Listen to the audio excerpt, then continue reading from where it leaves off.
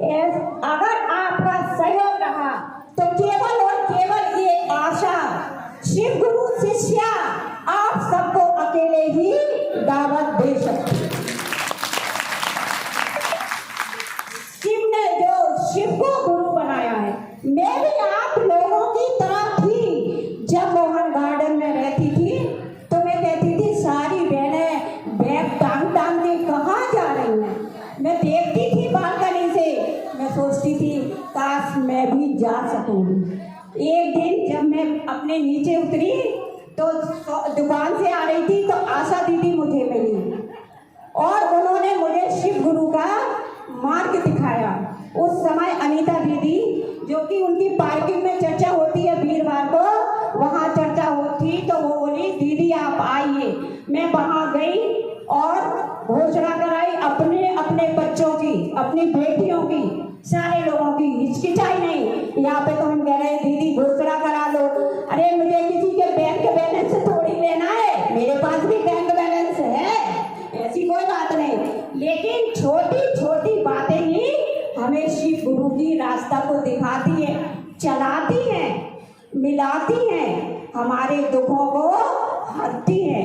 आज आपका एक एक पैसा दान दिया हुआ जो आप थोड़ा थोड़ा करके इतना मिला है, तो इसमें आपका भंडारा भी है और जल का वितरण भी हो रहा है। ये सब आपके दिए हुए पैसे से, किसी एक के सहयोग से नहीं है। मेरी प्यारी दीदियों, आप कोई भंडारा कराते हैं, हमारी अपनी काबिलियत नहीं है तो थोड़े थोड़े पैसे से आज नीलम दीदी की पुण्यतिथि पर ये भंडारा हो गया, जल प्यार हो गया, बैठने की व्यवस्था हो गई। हमारी प्यारी सी माध्यम बेबी दीदी जिन्होंने हमें शिव गुरु से जोड़ा, हम तहे दिल से उनका शुक्रिया अदा करते हैं। उनके लिए एक बार तालियां बजाइए आप सभी। वो ठीक है, हम मानते हैं कि छोटी छोटी बातों पे गुस्सा नहीं करना चाहिए। मेरा मन बड़ा शांत है, गुरु के रास्ते पे चल रहा है। लेकिन जब अपने बहनों को दुखी हुआ देखता हूँ कि बहनों की अभिलाषा पूरी नहीं हुई, इस बात पर मेरे आंसू आए कि जब हम छोटे छोटे अपनी बहनों की इच्छाएं पूर्ण नहीं कर सकते तो क्या होगा फिर। तो मैं उन बहनों से निवेदन करती हूँ, गलती स्वीकार करती हूँ, जिसको नहीं मिला बाद में मिल जाएगा। आप लोग शांत रहिए, आपका दिया हुआ पैसा है और आप अपना दिया हुआ तो खा रहे हैं। जिसको नहीं मिला आशा दावत देगी, आशा स्पेशली खिलाएगी। आज मेरी प्यारी नीलम दीदी की 18वीं पुण्यतिथि है।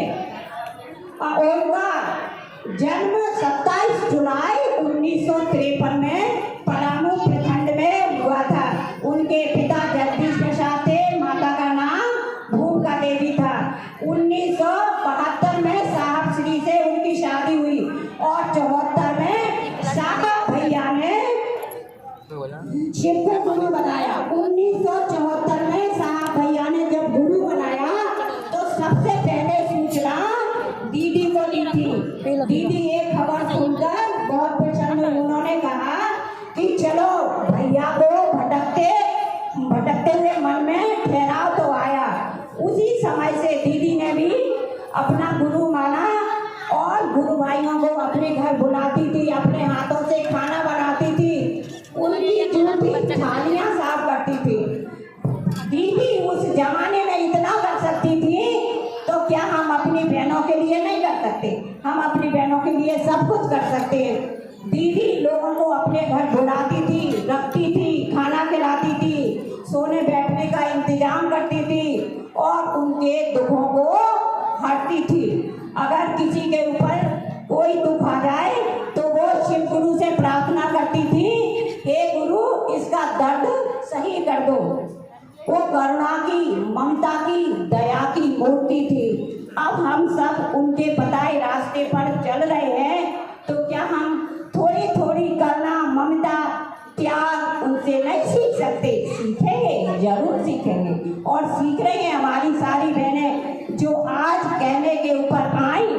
हम बड़े सौभाग्यशाली हैं जो आप सब यहाँ आए और अपनी अपनी खुशियाँ हम हम सबको बांटी।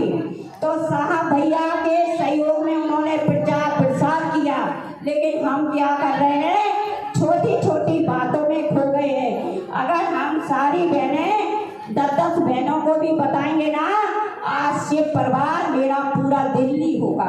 ये मेरी कामना है, मन की इच्छा है कि हम दीदी के साथ, बेबी दीदी के साथ कंधा से कंधा मिलाकर चले और दिल्ली को शिवमय बनाए। शिव ऐसे वैसे गुरु नहीं है, कमाल के गुरु हैं। आज उन्हीं की दया से आप सब लोग बैठे हैं यहाँ पे। नहीं तो हमारी क्या काबिलियत थी कि हम आपको बिठा सकते, आपको बुला सकते। शादी ब्याह में बुलाना तब तो लोग नखरे दिखाते, लेकिन कितनी हंसी खुशी से आज सारे लोग यहाँ पर उपस्थित हैं। हम आपका तहे दिल से धन्यवाद करते हैं। जब दीदी सारे लोगों के जो बीमार लोग होते थे, पता आपको, वो कहती थी कि तुम ठीक हो जाओगे, और उनके प्रारब्ध अपने सिर पर लेती रहती थी। तो धीरे धीरे जब दीदी बहुत बीमार होने लगी और दूसरों के दुखों को दूर करने लगी, तब साहब भैया ने उनसे कहा कि तुम एक काम करना बंद कर दो। लेकिन दीदी नहीं मानी और बराबर से लोगों के दुखों को हरती रही। तो आज जो लोग भी अपने मन में मनोकामना लाए होंगे, विश्वास के साथ आए होंगे, अपना समझकर दीदी और साहब भैया को आए होंगे, उनकी मनोकामना आज जरूर पूर्ण होगी। विश्वास के साथ कह रही हूँ, आप में विश्वास और प्रेम धैर्य होना जरूरी है। पैसा आता है चला जाता है, परिस्थितियाँ आती हैं बदलती हैं और फिर नई परिस्थितियाँ खड़ी हो जाती हैं। लेकिन अब हमारे जीवन में जो कमाल के शिव गुरु आए हैं, अब चिंता करने की कोई जरूरत नहीं है। हमारा लौकिक और परलौकिक दोनों ही अच्छे बने। मुझे अपने ऊपर पूर्ण गर्व है, मेरे शिव गुरु पर मुझे गर्व है कि वो मुझे हमारे जीवन में मिले। वो 60 साल में मिले, 4 साल जुड़े मुझे हुए हैं, तो मैं तो अपनी उम्र 4 साल ही मानती हूँ। 60 साल मैंने बेकार के संसार के उलझनों में बिता दिए, अब वो मुझे नहीं बिताना है। मेरे बस थोड़े सी मैं दीदियों का काम सफल नहीं कर पाई, इसलिए मेरे आंखों में आंसू थे। आज मैं दुखी नहीं हूँ, मैं बहुत खुश हूँ आप सबसे मिलकर, साहब भैया, दीदी और अपने शिव गुरु। मेरे शिव गुरु भी यहाँ पर उपस्थित है। आप ये सब जान के हैरान होंगे कि वो कहीं ना कहीं किसी दीदी के रूप में यहाँ बैठे होंगे। तो दीदी ये कहती थी कि तुम शिव के रास्ते पर चलो, मैं तुम्हारे रास्ते के कांटे चुनूंगी। ये शब्द हम लोगों को जीवन मजबूत करने के लिए बहुत है, क्योंकि कथनी और करने में अंतर नहीं करना है कि यहाँ हम कुछ और बोल रहे हैं और हम घर पीछे भी सड़क पे निकलते ही कुछ और बोले। नहीं, ऐसा नहीं। कथनी और करनी एक करेंगे, हम लोगों के साथ प्रेम से रहेंगे और अपने गुरु को विश्वास के साथ जब हम उनके बताए हुए मार्ग पर चलेंगे, उनके कार्य को आगे बढ़ाएंगे। ये स्वार्थ नहीं है या परस्वार्थ का काम होता है। ये दीदी ने सिखाया है कि हमारा अच्छा हो रहा है तो दूसरे लोगों का भी हमें अच्छा करना होगा। हो सकता और होगा में अंतर होता है, क्योंकि जैसे आपके भाव होंगे, जिस भाव से आप आए होंगे, उसी भाव से आपको हर चीज प्राप्त होगी। मेरी भी यही मंगल कामना है कि आप सभी लोग शिवमय हो और सुखमय हो। आपका जीवन अनंत अनंत काल तक शिव गुरु से जुड़ा रहे। आप शिव गुरु के कार्य में दीदी का हाथ बटाइए, आगे बढ़िए। आगे रास्ते में शिव गुरु हम सबको खड़े मिलेंगे। जैसा जिसका भाव होगा गुरु वैसा ही साथ निभाएंगे। तो मुझे तो पूर्ण विश्वास है कि जिंदा जीने भी मिलेंगे और मरने के बाद यमराज नहीं आएंगे मुझे लेने। मुझे तो शिव गुरु के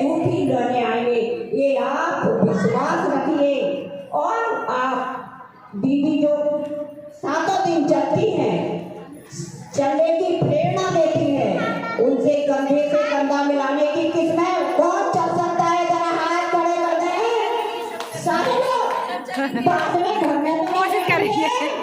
हाँ या ना। अब हाथ करके जो है अरे भाई दोनों हाथ को ऊपर रखो, दीदी के साथ गंदे से गंदा चलेगा ना। आंधी पानी बारिश तूफान कुछ भी हो जाए, बेबी दीदी का साथ नहीं छोड़ेगा। अगर छोड़ा तो ये आशा आपके पीछे पड़ जाएगी। झूठा वादा नहीं करना है ना? सही है ना? क्योंकि हमारे जीवन का परमार्जन गुरु ही करते हैं। एक माँ जन्म देती है जो संसार की चीजें सिखाती है, गुरु दूसरा जन्म देता है जो हमें आध्यात्मिक की ओर लेकर चलता है। तो अभी तक तो हमने सब कुछ अपना कर लिया, मेरा तेरा मेरा तेरा, लेकिन जब हम गुरु की शरण में आते हैं तो चिंतन करो, चिंता मत करो, त्याग